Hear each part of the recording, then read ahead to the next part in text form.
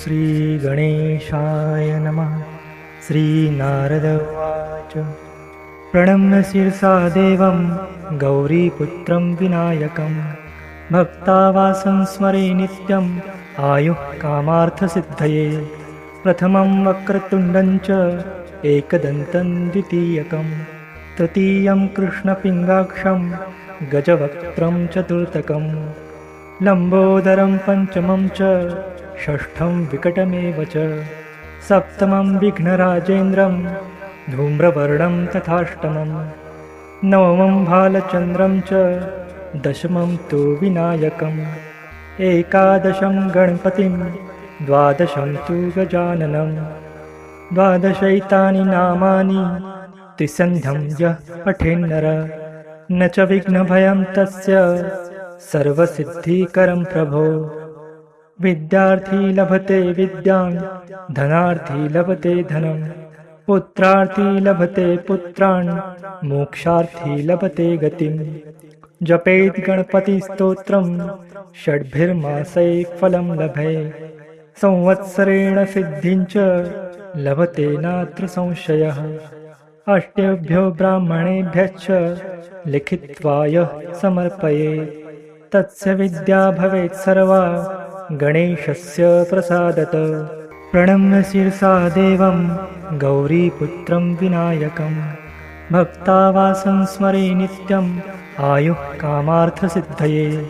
प्रथमं वक्रतुण्डं च एकदन्तं द्वितीयकं तृतीयं कृष्णपिङ्गाक्षं गजवक्त्रं चतुर्थकं लम्बोदरं पञ्चमं च षष्ठं विकटमेव च सप्तमं विघ्नराजेन्द्रं धूम्रवर्णं तथाष्टमं नवमं भालचन्द्रं च दशमं तु विनायकम् एकादशं गणपतिं द्वादशं तु गजाननं द्वादशैतानि नामानि त्रिसन्ध्यं यः पठेन्नर न च विघ्नभयं तस्य सर्वसिद्धिकरं प्रभो।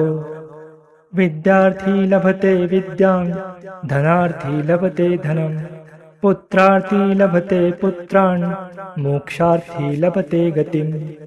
जपेत् गणपतिस्तोत्रं षड्भिर्मासैः फलं लभे संवत्सरेण सिद्धिं च लभते नात्र संशयः। अष्टेभ्यो ब्राह्मणेभ्यश्च लिखित्वा यः समर्पयेत् तस्य विद्या भवेत् सर्वा गणेशस्य प्रसादतः। प्रणम्य शिरसा देवं गौरीपुत्रं विनायकं भक्तावासं स्मरे नित्यम् आयुः कामार्थसिद्धये।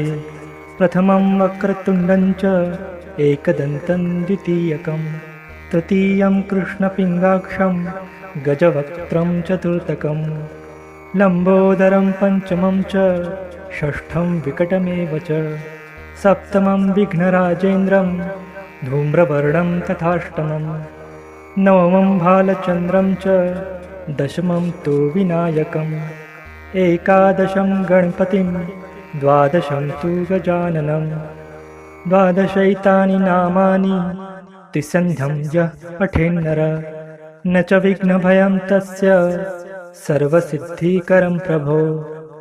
विद्यार्थी लभते विद्यां धनार्थी लभते धनं पुत्रार्थी लभते पुत्रान् मोक्षार्थी लभते गतिं। जपेत् गणपतिस्तोत्रं षड्भिर्मासैः फलं लभे संवत्सरेण सिद्धिं च लभते नात्र संशयः। अष्टेभ्यो ब्राह्मणेभ्यश्च लिखित्वा यः समर्पयेत् तस्य विद्या भवेत् सर्वा गणेशस्य प्रसादतः। प्रणम्य शिरसा देवं गौरीपुत्रं विनायकं भक्तावासं स्मरे नित्यम् आयुः कामार्थसिद्धये। प्रथमं वक्रतुण्डं च एकदन्तं द्वितीयकं तृतीयं कृष्णपिङ्गाक्षं गजवक्त्रं चतुर्थकं लम्बोदरं पञ्चमं च षष्ठं विकटमेव च सप्तमं विघ्नराजेन्द्रं धूम्रवर्णं तथाष्टमं नवमं भालचन्द्रं च दशमं तु विनायकम् एकादशं गणपतिं द्वादशं तु गजाननं द्वादशैतानि नामानि त्रिसन्ध्यं यः पठेन्नर न च विघ्नभयं तस्य सर्वसिद्धिकरं प्रभो विद्यार्थी लभते विद्यां धनार्थी लभते धनं पुत्रार्थी लभते पुत्रान् मोक्षार्थी लभते गतिं जपेत् गणपतिस्तोत्रं षड्भिर्मासैः फलं लभेत् संवत्सरेण सिद्धिं च लभते नात्र संशयः अष्टेभ्यो ब्राह्मणेभ्यश्च लिखित्वा यः समर्पयेत् तस्य विद्या भवेत् सर्वा गणेशस्य प्रसादत प्रणम्य शिरसा देवं गौरीपुत्रं विनायकं भक्तावासं स्मरे नित्यम् आयुः कामार्थसिद्धये प्रथमं वक्रतुण्डं च एकदन्तं द्वितीयकं तृतीयं कृष्णपिङ्गाक्षं गजवक्त्रं चतुर्थकं लम्बोदरं पञ्चमं च षष्ठं विकटमेव च सप्तमं विघ्नराजेन्द्रं धूम्रवर्णं तथाष्टमं नवमं भालचन्द्रं च दशमं तु विनायकम् एकादशं गणपतिं द्वादशं तु गजाननं द्वादशैतानि नामानि त्रिसन्ध्यं यः पठेन्नर